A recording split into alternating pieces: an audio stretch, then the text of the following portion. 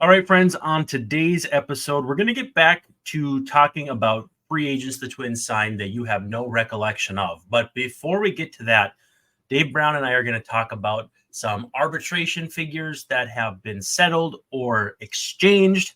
And I'm going to pick his brain too about Michael A. Taylor. So that and more coming to you today on Locked On Twins.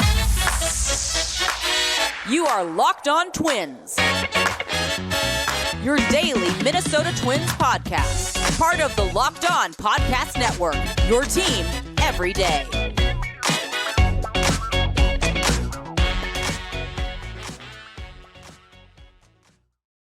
Hey, welcome back to Locked On Twins. I'm your host, Brandon Warren, and you can unfollow me on Twitter at Brandon_WARNE. And back and ready to go, as far as I know, is Answer Dave Brown. Dave Brown, how are we this eve? You're correct as far as you knew.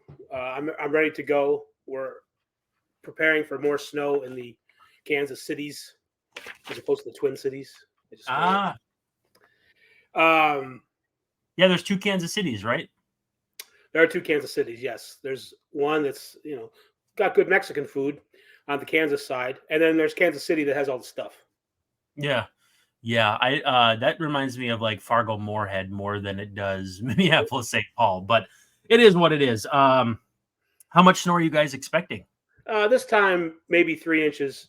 Of course, last time we got more than they said we would. I mean, they were expecting maybe 4 or 5, and we got 8. So, well, we'll see what happens. I think Minnesota will get hit, but unclear how that's going to affect me specifically. But I digress. Thanks for making Locked On Twins your first listen every day. We're free and available wherever you get your podcasts, as well as on YouTube. And as part of the Locked On Podcast Network, we're your team every day. And again, we love to hear you be active in the comments. We've got a very fun thumbs up guy in the comments. And I'd like to encourage people to thumbs up the actual show, the actual on the screen, because it's good for us. It helps us move up the algorithm, that funky algorithm that makes more people see our videos, which is the goal here. So today's episode, though, is brought to you by FanDuel. Make every moment more. Right now, new customers get $150 in bonus bets guaranteed with any $5 bet. Visit FanDuel.com/lockedon to get started. And I also, too, want to mention the 24/7 channel, which is actually kind of a fun new development. Locked On has launched that channel. It's the first ever national sports 24/7 streaming channel on YouTube. It's called Locked On Sports Today, and it's here for you 24/7, covering the top sports stories of the day with the local experts of Locked On, plus our national shows covering every league. Go to Locked On Sports Today on YouTube and subscribe to the first ever national sports 24/7 streaming channel. And Dave Brown, I want to talk to you about the arbitration numbers that have been agreed upon, and one that's also pending. And then I said I wanted to pick your brain on Michael A. Taylor and more or less just really want to get to the crux of what his contract should look like. And with Byron Buxton preparing in earnest to play center field, it may not matter at all. But until Michael A. Taylor signs somewhere or Byron Buxton plays a game in center to start the season, I think it's still viable fodder. Now, actually, let's talk about that first. Michael A. Taylor. I posited this theory on Twitter, but it came to me actually while I was at the gym, believe it or not. And it just kind of occurred to me that you really can't expect Michael A. Taylor to sign for less than Harrison Bader and Kevin Kiermaier, can you?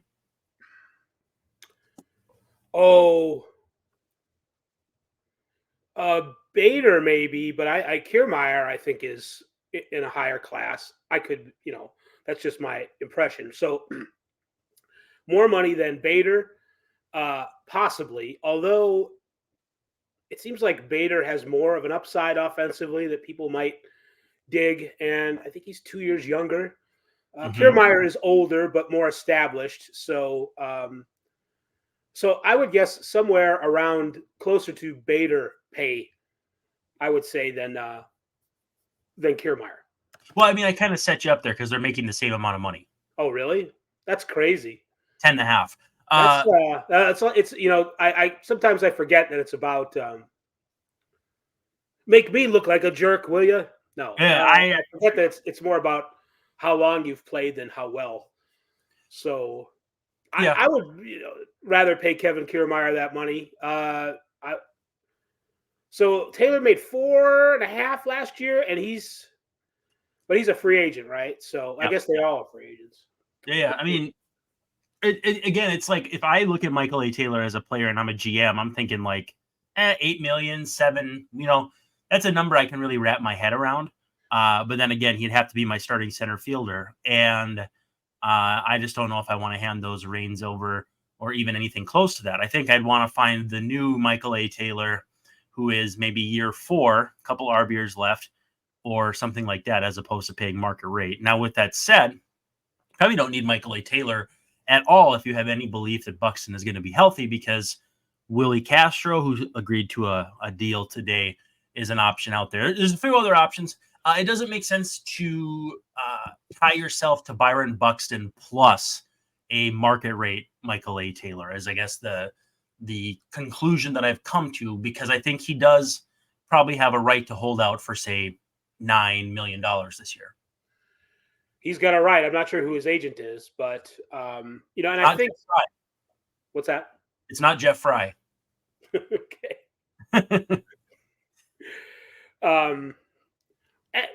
The thing that's always not always, it bothered me a little bit about Taylor is he's kind of like Buxton. They're both right-handed hitters. Once in a while, they'll step into a home run. Buxton obviously has more power, but he's literally, we have Byron Buxton at home. Right.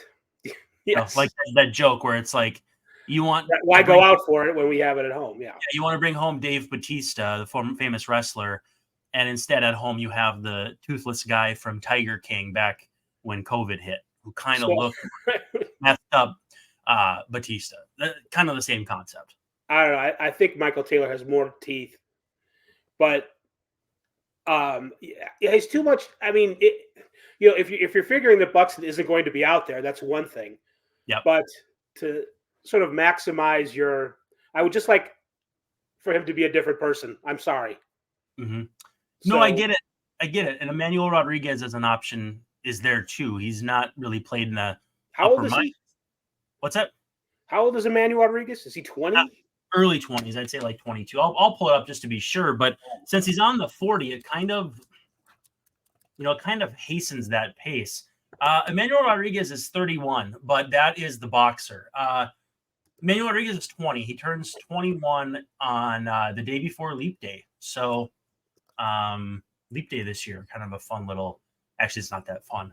It's just an extra day of spring training, which I'm sure players absolutely adore. But yeah, no, I think they would maybe throw him into the fire if that was the case, which see what happens, I guess. That doesn't seem like a Twins kind of move to speed up some guy from the minor leagues who's a pretty good prospect. The sooner that we got to pay him, or I don't even know if we have Super 2 status anymore, but that kind of thing. The last time they did it was Aaron Hicks in 2013, and it went poorly. Right. And that's a ways ago. That's different, practically a different administration, though. So, yeah. No, I would rather get a different kind of player. Although, I do like the right-handedness of Michael A. Taylor, but he just seems a little redundant, which was good last year for Buxton. But let's hope that Buxton can get out there more this year. Let's get a different guy. So the ARB figures that have been agreed to are Willie Castro at 3.3 mil, Kyle Farmer at 6.3 with a 6.25 mutual option for 2025. That's got a $250K buyout. Alex Kirilloff, 1.35 mil. Jorge Alcala, 790,000 with a 1.5 mutual option. Buyout on that is $55K. I've never seen a buyout of $55,000. That to me is hilariously low. Ryan Jeffers, 2.425 million, and Caleb Thielbar, 3.225 million. And that leaves, I believe, Nick Gordon as the only one unsigned. Tricky with him because he barely played last year, and when he did, he was quite bad. So I'm not really sure what that's going to look like, but certainly How about curious. How about the career comeback of Caleb Thielbar, guaranteeing himself? Although I suppose he could be, they could still let him go in spring training, couldn't they, for a certain amount? Nope, And not anymore. I guess oh, not I think anymore. they're guaranteed now with the new CBA. Oh, I'm behind on everything. I don't know how much Michael A. Taylor's making. I don't know the CBA details. But anyway, so my point, much better now, that Caleb Thielbar, a guy who was on the verge of never playing again at one point, as one of the better left-handed relievers of his kind in the league, and he's got $3 million plus to prove it. The dude was literally coaching baseball in college before he came back. Like, you could not be any more finished than I'm coaching baseball in South Dakota for college. So, yeah, really fun story that we get to relive every time he comes in, which is actually kind of fun. Let's do this. Let's take a quick second. We'll talk about our friends at Jase Medical, and then we will we'll get back to talking about our favorite players that nobody remembers. So pretty standard for me, honestly. But first, a word from Jase Medical.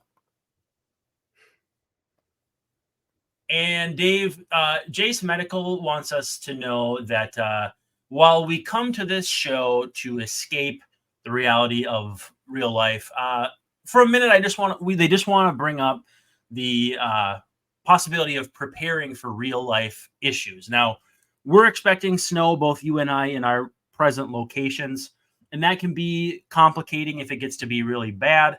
But also, too, just supply chain issues and that sort of thing. The FDA says pharmacies are running out of antibiotics, just basic ones like amoxicillin, in the middle of the worst flu season in over a decade, which is super scary.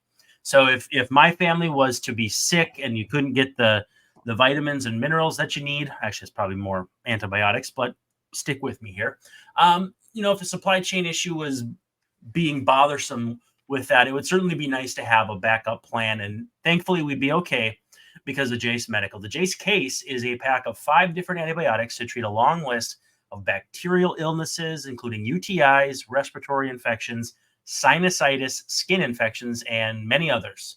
That stuff could happen to any of us. Visit Jase Medical, that's JASE Medical, and complete your physician encounter. It will be reviewed by a board-certified physician, and your medications will be dispensed by a licensed pharmacy at a fraction of the regular cost. It's never been more important to be prepared than today. So go to jasemedical.com and use our code LOCKEDON for $20 off your first order. That's Jase Medical, JASE medical.com. All right, Dave, let's get back to our free agents that everybody forgot the Twins ever signed. And we're into 2005. We talked about, actually, we've already done 3 players in January. Andy Fox, utility man extraordinaire. Eric Munson, catcher, third base, first base type. And then CJ Nitkowski of the It's Okay, Son, when your dad pitches poorly, we're the ones that have to move. That was a fun story. January 27th, though, 3 days later, Armando Rios, the Twins bring in.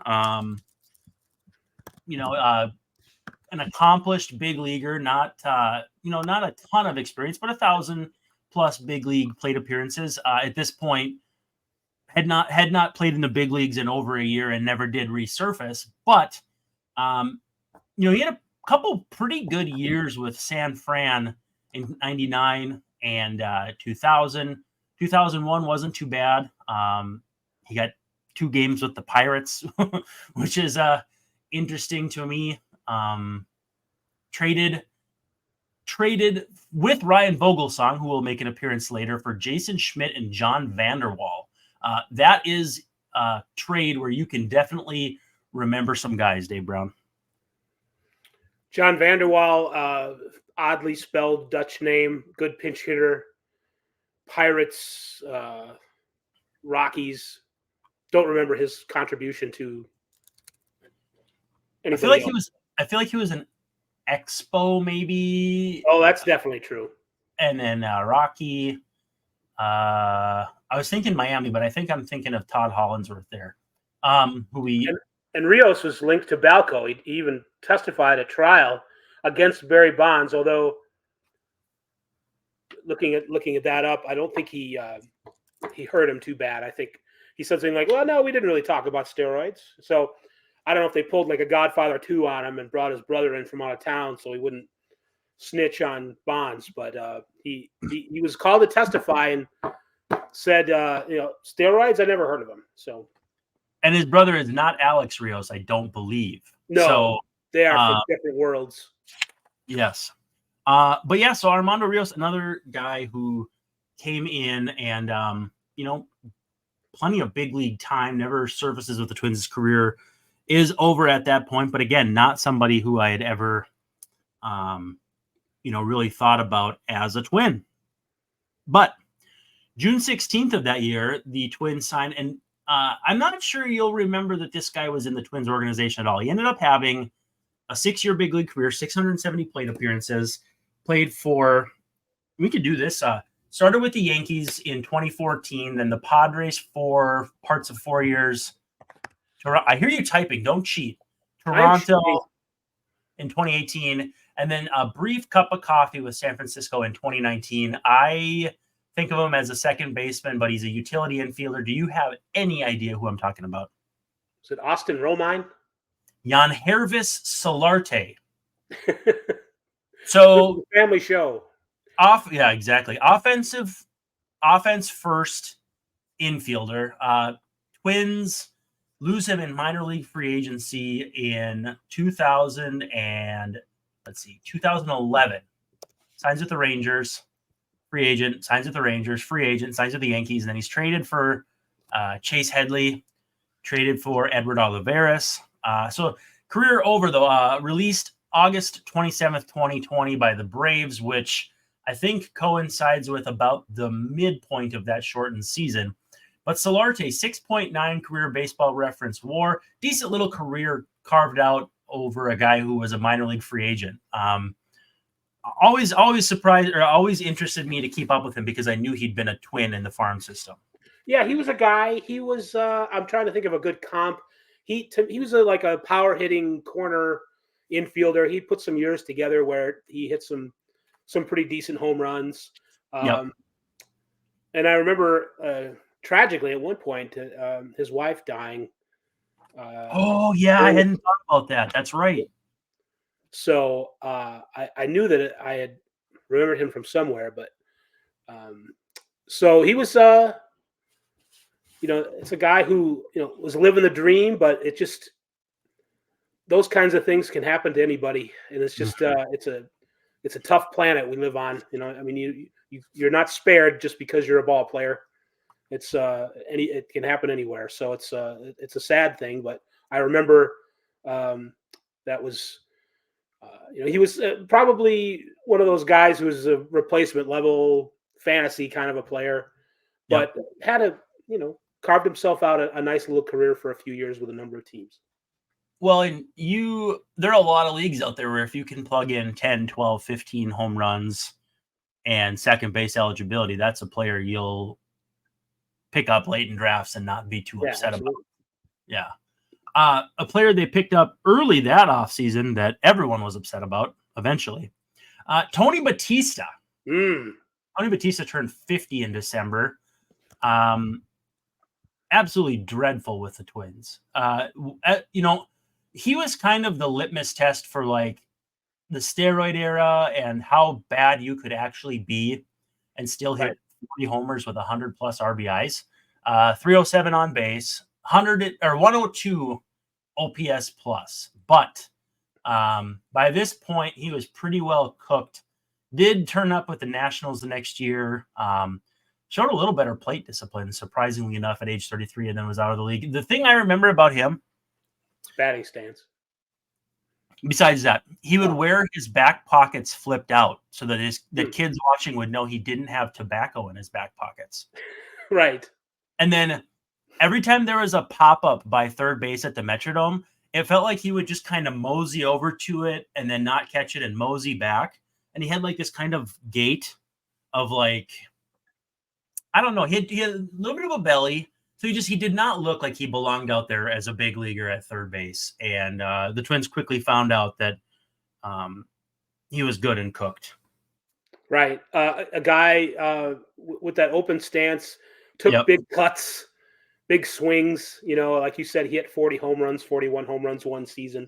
Had like 200 and something in his career. So he could put some pop on it, made a couple of all-star teams. And, I mean, he's better than Yang Irvis, but he was, by the time he got to the Twins, even in his early 30s, I'm not sure if he had an injury in 2005 or what after the Expos let him go. But, right. Yeah, he was not much of a help to the pennant drive in 06. Yeah, and I can't they ended up going to Nick Punto, who played third the rest of the way, and he had a pretty nice little run there. That 06 team is kind of the great what if, because if Francisco Liriano doesn't get hurt, you're going Santana, Liriano, Radke. Radke retired after that season. And then you have Boof Bonzer, you have a few other guys. That gives you a chance in the postseason. Liriano gets hurt, and that's kind of that. But Tony Batista, I always wondered how Batista didn't get busted under the hands more often. Or maybe that's why his on base was like 300 every year, is because his batting stance, of course, would start super open, like he'd be facing the pitcher, but almost like he's got a samurai sword. Yep. And but then he would close at the last minute. So I don't know if the closing. So actually, when he began his swing, I'd have to go look at the video. How open was he by the time the ball got there? I don't know. There's times where it almost looked like the bat bisected his two eyes. Right. And then he would turn in, and then his legs would follow. And I feel like when the leg turns, you're going to be susceptible inside. Now, I could be wrong, because if it doesn't turn all the way, you do leave space. It's just, to me, the mechanics of it never worked, and I think there's a reason why he is a one and only who hit that way. Right. Well, I think some of it is, the idea of an open stance, I think a batting coach would tell you, is that you have two eyes on the ball. Because a lot of times when you have a closed stance or even or whatever, your inner eye, I guess if a right-handed batter, your right eye, doesn't always see the ball the whole way. So that's the advantage of doing that. But like you said, there's disadvantages to doing it too. And that could be one reason why he was kind of inconsistent. Maybe not from year to year, but he had some clinkers in there. And at the end, he wasn't able to make that stance work anymore. Especially, early 30s, guys do decline at that point for reasons, any number of reasons. But it is, I think, certainly possible that too it was just more gimmicky and not likely to work out over the long haul. Let's talk about our friends at FanDuel, and then when we come back, we'll wrap it up with a handful of names that I'm sure you and I will remember fondly, and hopefully the listeners will as well. But first, a word from FanDuel. The NFL regular season has wrapped up, but things are still hot with FanDuel, America's #1 sports book, and there's still plenty of time to get in on the action. Right now, new customers get $150 in bonus bets guaranteed when you place a $5 bet. That's any $5 bet, $150 in bonus bets, win or lose. The app is super easy to use, and there's so many different ways to bet. There's same game live parlays. You can find bets in the new Explore tab, which they just released a little while ago, and you can make a parlay in the Parlay Hub, the best way to find popular parlays. And beyond that, still many, many, many more options that I couldn't even begin to explain on a reading like this. It's absolutely fantastic, the number of different ways and varieties they have for you to get in on the action. And again, new customers, $150 in bonus bets just for placing a $5 bet, guaranteed. So visit FanDuel.com/lockedon. Make your first bet a winner. FanDuel is an official partner of the NFL. All right, Dave Brown, we have made it to the end of 2005, and the Twins signed Sean Wooten. But I already kind of told my good Sean Wooten story, which was not that good of a story. But Yeah, Well, I who else you got then? got to know his wife, which was lovely lady, very nice. And Came into the UPS store. yeah, exactly. But I tell you what, I had some really funny chance encounters there. Anthony Carter, not that Anthony Carter, the backup point guard for the Timberwolves around this time, used to come in. AC, I think he went to college in like Hawaii, but great dude. Yeah, he did. Anthony Carter, he went to Hawaii. He actually went to Hawaii. I saw him play a game. I saw them beat Kansas. Did they beat Kansas? Yeah, I saw Anthony Carter beat Kansas in Hawaii. I was on vacation. I was a young man. This is like 99 or so, maybe. Okay. And oh, yeah, I remember him and Alika Smith, the Honolulu-born shooting guard. This doesn't have anything to do with what you're talking about, but at first I was disappointed that it wasn't Anthony Carter from the Vikings, because that would have been really cool. But this Anthony Carter is awesome. I love that guy. Yeah, actually, behind me on the floor, I have an autographed basketball. He signed a basketball for me and for my brother. It was super cool. And my favorite story about him was he'd go up to the fitness center, Lifetime Fitness in Plymouth, and they said he'd be talking on his cell phone and just cooking guys in pickup basketball games. Like he'd be on his phone just hitting threes. One-handed playing basketball? Just doing whatever, like on his phone and running. Like they said that's how good a backup point guard is. Right.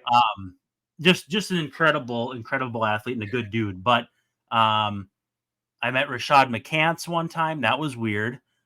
Everson Griffin.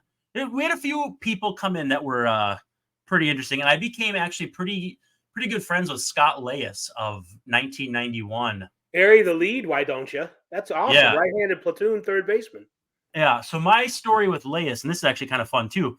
He's from Yonkers. So he's got kind of that Yankee, or not Yankee, but New York exterior. Yeah. And so he comes in and he's actually much more like stout than he looked. But built. Like he was in his he was probably in like his late 40s then and still looked just built. And I'm like, oh hey, Scott Leyes. And he kind of looks at me funny. I'm like, no, I'm a big fan. And he looks at me funny again. I'm like, okay. In the first inning of Scott Erickson's no-hitter, you caught a line drive off the bat of and then he looks at me and he goes, Billy Spires. And like from that point on, he knew I wasn't just somebody making it up. You know, I actually was a fan of a backup third baseman just because that's who I was. But yeah, so I had some fun chance encounters like that. And Sean Wooten's wife happens to be one of them. As far as him playing, kind of a guy who didn't hang on for all that long. I want to say he was on that winning Angels team in 2003. You mentioned 2002. You mentioned that yesterday, and I didn't look it up. And I'm going to cheat. And he was, yes. And he did well. He was above average. He was a bench guy, but this is with, they were the Anaheim Angels in those days. With the Twins and the minors, did he get any minor league time in? I have to look. Yeah, so see, his wife was actually a Minnesota native, so they moved back after he retired, and I don't think he was coaching anymore. So this would have been like, I don't know, 2011, 12 maybe. But he came back and he was playing town ball. Now, town ball in Minnesota is a kind of a colloquialism of amateur men's baseball, but like at the highest level in the Minnesota, Twin Cities era. To interrupt, did they play? I mean, town ball is also a precursor of baseball. Did they play it like that, or did they just call it town ball? No, it's not like that Conan O'Brien sketch where he plays with the old guys and stuff, which is entertaining as well. No, it's just like guys who are, college age and maybe not quite good enough to play in the Northwoods League or that sort of thing, but still good baseball. And at this point, he's probably 38, 40 years old. And I guess he would just show up, rip like 3 doubles and just take off. And like, again, that's in one hand. Right. Exactly. Like it just shows though how good guys are playing like that. And again, just incredible that a guy who had been out of the league for that long could come in and dominate. Right. That league also, lots of fun stuff. One of the teams in my league had, do you remember Mark Hamburger? Oh, yeah. Brewers? Well, so he played in my league, and I didn't face him, But he went to a tryout, Twins signed him, and then traded him for Eddie Guardado to bring Guardado back from Texas. And I want to say he played in the big leagues with Texas. I'm not sure anybody else. Ended up coming back. He played for the Saints, blah, blah, blah. He got in a lot of time, but never in the big leagues with the Twins. And actually, they re-signed him. They signed him in 2007. So we'll come up to that probably in like another episode here. Yeah. But then there's a guy named Justin. I can't think of his last name, but he was in the Astros system, the Kevin Goldstein Astros system. And who else was there? There were a few guys who had played, high level baseball in that league. I faced Austin Malinowski like a month after the Twins released him, which was terrifying because he threw 83 and had no command from the left side. That's dangerous. Well, yeah, I mean, he got cut because he threw 83 or 85 or whatever, but from the left side with no command, terrifying. And non-major leaguer is obviously going to be a different situation. Yeah, so like John Kruk against Randy Johnson in the All-Star game. But I love that clip so much. December 22nd, Twins wait all of one day of 2005 to sign Rondell White. Oh yeah, your guy. And the bought something guy. If people have not been paying attention to you and me for the last couple weeks, Rondell White shows up in the Mitchell report with a check written to buy steroids with the memo line bought something. I think he wrote the check to Kirk Radomski, if I'm not mistaken. But this was the forum era for me. So I was, chatting with a lot of people before Twitter on different forums. And actually, my favorite one was baseball.com. I went to baseball.com like an idiot, and there was actually a forum there, and I talked about baseball. But they knew Rondell White as Ron and then capital D, capital L White. Again, probably not super nice to call him Ron D.L. White, but he was on the injured list. I get it. That's not nice. He was on the injured list a lot. And then when he came back the second year, he had a really good second half after he was just dreadful in the first half. And then he would walk up to Jay-Z's, it goes, allow me to reintroduce myself. And it was like, Rondell's like, oh, I'm back. And then he was just horrible again. And that was pretty much it for him. But again, this was the Twins era where they're like maybe trying to find lightning in a bottle. But, if you're trying to conduct electricity to find lightning with a Rondell White, it predictably is not going to work. I've been trying to remember who. Was it Mike Pagliarulo, the other third baseman? Yeah. I wonder, did Mike Pagliarulo go into any mailboxes, etc., or UPS stores, and did he develop a relationship with that person? Was he a New Yorker too? I can't remember. I know he was a Yankee, and he's Italian, which makes me think. Yeah. He's from Massachusetts. Those are great Italians in Massachusetts. A little different. That funny accent to go with the Italian. Hey, how you doing? Hey. Great stuff. Yeah. Well, so yeah, not a lot of excitement over Rondell White. Twins go back to that well a little later with Craig Monroe, but don't have him on my. Craig Monroe, right? Now a broadcaster. Yep. Tigers corner outfielders. January 9th, though, so a couple weeks later, Twins signed Darryl May. Darryl May is, the left-handed, I guess, starter with the Royals. Lost 19 games in 2004. For whatever reason, I get him confused with. Well, see, there was Darryl May, there was Jimmy Gobble, and then there was Jeremy Affeldt, who was the best one of the three, right? Oh, definitely. Affeldt had a career as a reliever with the Giants afterwards. That's who I was confusing him with, because I was like, I'm looking at Darryl May, and I'm like, I thought he was better than this. And no, his career ended pretty much as a starter. Gobble, also known, I can't remember exactly why, but he's known as a good friend of Zach Greinke. So he was kind of like a prospect around the same time. So that's why. I don't know why that it lives to this day that they're buddies, but that's one of those things that comes up. He's like the Brutus the Barber to the Hulk Hogan, which is Zach Greinke. I'm sure that reference does not make sense to you. And that's fine. I know who you're talking about. Okay. January 31st, Twins signed Tim Raines Jr. I would say of the fail sons, and I don't want to be mean and call him a fail son, but I I guess I did already. He probably ranks somewhere above Pete Rose Jr., but not quite to the level of, let's say, Torrey Hunter Jr., who was an accomplished athlete in multiple sports. But Tim Raines Jr. did make the major leagues, 3 separate parts of seasons with the Orioles, 544 OPS. So we can kind of see why he didn't hang around. But how's this for a nickname? Little Rock. Yes. That's pretty funny, although, amazing. You can't it's sort of, you can't help but, I mean, it's great, but you also sort of can't help but have it as his nickname. You can't, there's nowhere to go. It's got to be Little Rock, It's kind of a layup, like the FanDuel ad says. It's a layup. It's a layup with a phone in your hand. Yeah, which is curious because this is a baseball podcast. I like this next one with Anthony Carter. Yeah, that's my fault. The next one I really like, and I'm gonna put you on trial here. On July 14th, 2006, the Twins signed this guy who came up with the Diamondbacks in '99, had 4 years with them of really good offensive production. And then a couple years with Oakland where he was good, and then just kind of tailed off in 2005. Right-handed hitter? Left-handed DH first base type. Was it Erubiel Durazo? Erubiel Durazo. Oh. I did not realize. So these are his OPS pluses for the first 6 seasons of his career. 153, 103, 124, 136, 113, 138.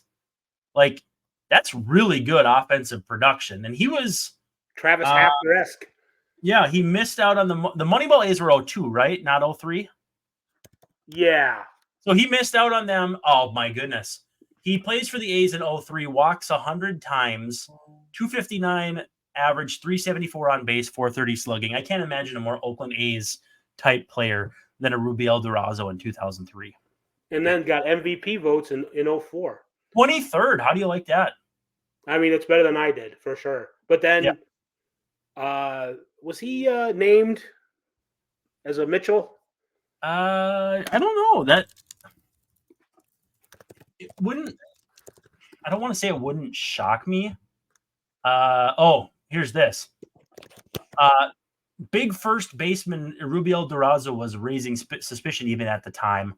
Kurt Schilling says the 2001 World Series team was tainted by it. Now, a couple things. On the same team, Kurt Schilling. On the same team, Kurt Schilling. So yeah, not much more needs to be said than that. Taint is a pretty good word when talking about Kurt Schilling as well. That's the word. If I was to choose words, that's the one I would probably choose is taint.